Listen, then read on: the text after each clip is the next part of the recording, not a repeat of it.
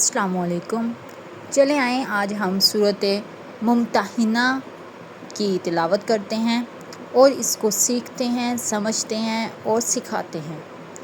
اعوذ باللہ من الشیطان الرجیم، بسم اللہ الرحمن الرحیم۔ شروع اللہ کے نام سے جو سب پر مہربان ہے، بہت مہربان ہے۔ یا ایھا الذین آمنوا لا تتخذوا عدوی وعدوکم اولیاء تلقون الیہم بالمودۃ فقد کفروا بما جاءکم من الحق یخرجون الرسول وإیاکم ان تؤمنوا باللہ ربکم ان کنتم خرجتم جہادا فی سبیلی وابتغاء مرضاتی تسرون الیہم بالمودۃ وأنا أعلم بما أخفيتم وما أعلنتم ومن يفعله منكم فقد ضل سواء السبيل۔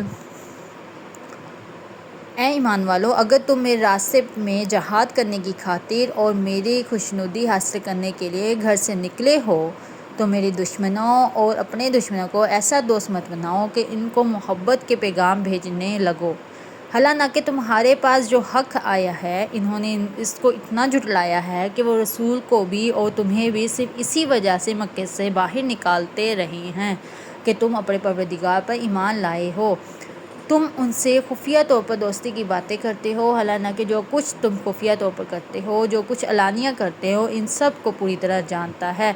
تم میں سے کوئی بھی ایسا کرے وہ راہ راست سے بھٹک گیا ہے۔ إن يثقفوكم يكونوا لكم أعداء ويبسطوا إليكم أيديهم وألسنتهم بالسوء وودوا لو تكفرون۔ اگر تم ان کے ہاتھ آ جاؤ تو وہ تمہارے دشمن بن جائیں گے اور اپنے ہاتھ اور زبانیں پھیلا پھیلا کر تمہارے ساتھ برائی کریں گے، اور ان کی خواہش یہ ہے کہ تم کافر بن جاؤ۔ لن تنفعکم ارحامکم ولا اولادکم یوم القیامہ یفصل بینکم واللہ بما تعملون بصیر۔ قیامت کے دن نہ تمہاری رشتہ داریاں ہرگز تمہارے کام آئیں گی، نہ تمہاری اولاد، اللہ ہی تمہارے درمیان فیصلہ کرے گا، اور تم جو کچھ کرتے ہو اللہ اسے پوری طرح دیکھ رہا ہے۔ قد کانت لکم اسوۃ حسنۃ فی ابراہیم والذین معہ اذ قالوا لقومہم انا براء منکم ومما تعبدون من دون اللہ کفرنا بکم وبدا بیننا وبینکم العداوۃ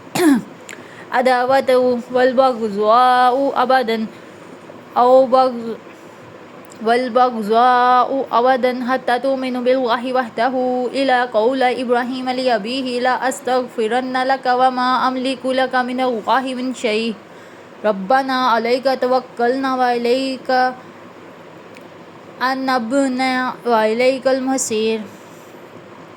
تمہارے لیے ابراہیم اور ان کے ساتھیوں میں بہترین نمونہ ہے، جب انہوں نے اپنی قوم سے کہا تھا کہ ہمارا تم سے اور اللہ کے سوا تم جن کی عبادت کرتے ہو ان سے کوئی تعلق نہیں، ہم تمہارے عقائد کے منکر ہیں اور ہمارے اور تمہارے درمیان ہمیشہ کے لیے دشمنی اور بغض پیدا ہو گیا جب تک تم صرف ایک اللہ پر ایمان نہ لاؤ۔ البتہ ابراہیم نے اپنے باپ سے یہ ضرور کہا تھا کہ میں آپ کے لیے اللہ سے مغفرت کی دعا ضرور مانگوں گا، اگرچہ اللہ کے سامنے آپ کو کوئی فائدہ پہنچانے کا کوئی اختیار نہیں رکھتا۔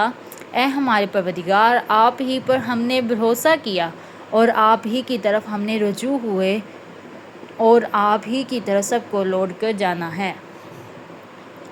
ربنا لا تجعلنا فتنة للذین کفروا واغفر لنا ربنا انک انت العزیز الحکیم۔ اے ہمارے پروردگار، ہمیں کافروں کا تختہ مشق نہ بنائے، اور ہمارے پروردگار ہماری مغفرت فرما دیجیے، یقیناً آپ اور صرف آپ کی ذات ہے، وہ ہے جس کا اقتدار بھی کامل ہے، جس کی حکمت بھی کامل۔ لقد کان لکم فیہم اسوۃ حسنۃ لمن کان یرجو اللہ والیوم الآخر ومن یتول فإن اللہ هو الغنی الحمید۔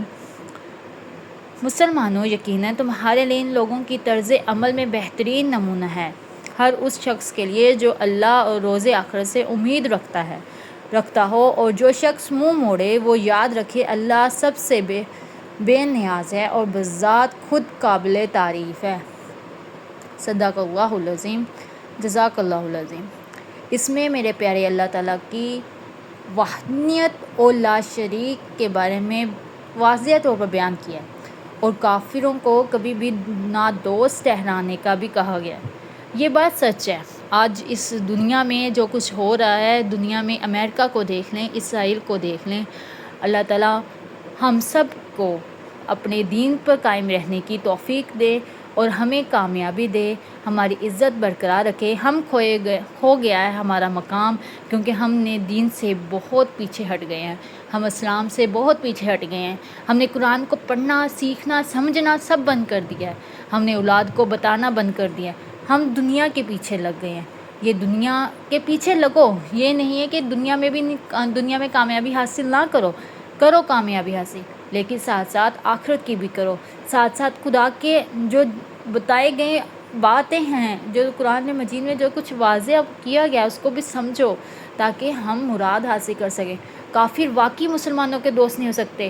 ہندوؤں نے کیا مسلمانوں کو قتل عام کرنا شروع کیا ہوا ہے، اسرائیل نے کیا شروع کیا ہوا ہے فلسطین پر بہت برے طریقے سے، اب امریکہ لگا ہوا ہے ایران کے ساتھ، سب پر ایک ہی جگہ پر ہے، وہ ان سب کو تکلیف کس سے ہے؟ مسلمانوں سے، ان سب کو یہی مسئلہ ہے۔ اور ہم کیسے کہہ سکتے ہیں کہ ہاں وہ لوگ بہت اچھے ہیں، وہ لوگ ایسے ہیں، وہ چھوٹے بچوں کو قتل کرتے ہیں، وہ عورتوں کا قتل کرتے ہیں، وہ ہمارے دین کی تکلیف ہے ان کو، ہمارا دین، مقصد، ہمارا کامیابی، وہ لوگ اس چیز پر خود بھی عمل کرتے ہیں، صرف وہ یہ ہے کہ وہ اللہ تعالیٰ کو نہیں مانتے، لیکن باتیں سارے کام ویسے عمل کرنا انہوں نے سٹارٹ کیا ہے تو وہ کامیابی پر چل پڑے ہیں۔ اس لیے ہمیں اپنے دین پر لوٹنا ہوگا، ہمیں اپنے دین کو سمجھنا ہوگا۔ ہم عورتیں ہیں، ہم پر فرض ہے ہم اپنی اولاد کی کیسے تربیت کریں، ہم عورتوں پر ہر چیز فرض ہے، ہمیں پر پردہ فرض ہے، ہمیں چاہیے کہ ہم اچھے طریقے سے اپنی اولاد کی، اپنی قوم کی، اپنی پاکستان کی اچھے سے حفاظت کر سکیں، اور اپنی اولاد کو بتائیں ہم اس دنیا میں کیوں آئے ہیں، ہمیں اللہ تعالیٰ نے کیوں بھیجا ہے۔ جب ہم مائیں، ہم بیٹیاں، ہم بہنیں جب اٹھ کے کھڑی ہوں گی، جب ہم تربیت اچھی کرنی شروع ہوں گی، تو یہ معاشرہ، یہ پاکستان، یہ مسلم ممالک، یہ سب سدھر جائیں گے۔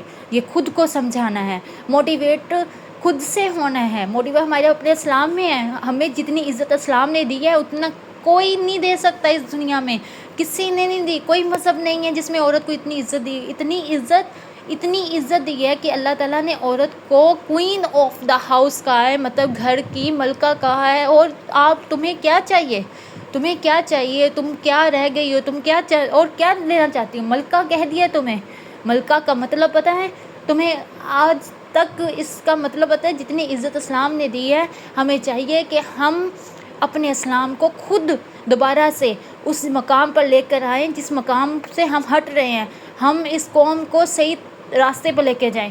ہماری اس دنیا میں اب عزت ہے، ہماری وقار ہے، ہر جگہ پہ پاکستان کا نام گونج رہا ہے، اور ہمیں چاہیے کہ ہم پاکستان کے لیے ہمیشہ کھڑے ہیں، اس کی بہترین کے لیے۔ ہم اپنی اولاد کو اچھے اور برے کی تمیز سکھائیں، ہم اپنی اولاد کو اچھے اعمال کی طریقہ بتائیں کہ کیسے ہمیں آگے چلنا ہے، کیسے اسلام کو کیا پڑھنا ہے، اسلامی باقی سب ختم، باقی یہ سب چیزیں بھی ساتھ ساتھ دنیا بھی سکھاؤ۔ میں نے یہ نہیں کہتی کہ دنیا نہیں سکھاؤ، لیکن جو طریقہ کار صحیح ہے وہ بھی بتاؤ، جو کام صحیح ہے وہ بتاؤ۔ ہمارا ملک اگر ترقی کر جائے گا، تھوڑا بہت بھی ترقی کرے گا، اس میں فائدہ کس کا ہے؟ ہمارا ہے۔ ہمارے ملک کی فوج بہترین ہے، کیونکہ یہ اللہ تعالیٰ نے اس کی حفاظت کی ہے، ہر سال میں، ہر مدتوں میں، ہر چیز جگہ پہ پاکستان کی حفاظت کی ہے۔ اللہ تعالیٰ آگے بھی فرمائے اور قیامت تک یہ قائم رہے، آمین یا رب العالمین۔ سب میرے ساتھ پڑھے گا کہ اللہ تعالیٰ میرے ملک کی حفاظت فرمائے، اللہ تعالیٰ ہمارے ایمان کی حفاظت فرمائے، اور ہمیں دوبارہ وہ کھویا ہوا مقام ہمارا دوبارہ حاصل کر سکیں۔ اتنے مسلمان ممالک ہیں، ہم دوبارہ اس مقام پر پہنچے جو مقام ہمارا ہے، جہاں سے ہم آئے ہیں، جہاں سے ہم جہاں پہنچے تھے وہاں سے ہم دوبارہ سے گرے ہیں، لیکن ہم دوبارہ اس جگہ پر پہنچیں گے، ہم دوبارہ سے اپنا مقام لوٹائیں گے، اپنا لیں گے ان لوگوں سے۔ یہ لوگ صرف ان کی دنیا ہی ہے، آخرت تو ان کی کافروں کی ہے ہی نہیں، اس لیے ہمیں دنیا بھی چاہیے اور آخرت بھی. ہمیں اپنے بچوں کو اچھے سے تربیت کرنا پڑے گی، اب یہ ہم پر ہے. اگر آپ لوگوں نے میری ویڈیو کو فالو نہیں کیا تو وہ بھی کر لیجئے، تاکہ میری آنے والی ہر ویڈیو آپ تک پہنچ جائے اور آپ میرے ساتھ قرآن مجید کو پڑھ سکیں، سیکھ سکیں اور سمجھا سکیں. اور اپنے بچوں کو بھی ضرور یہ پڑھانا شروع کروائیں اور انہیں یہ بتائیں کہ ہمارے قرآن میں کیا اللہ تعالیٰ نے فرمایا ہے، ہمارے اسلام میں ہمارے پیارے رسول نے ہم پر کیا بھیجا ہے، ہمیں کیا کیا بتایا ہے، سب کچھ بتانا شروع کریں. چلے ملتے ہیں میری اگلی ویڈیوز میں. اللہ حافظ.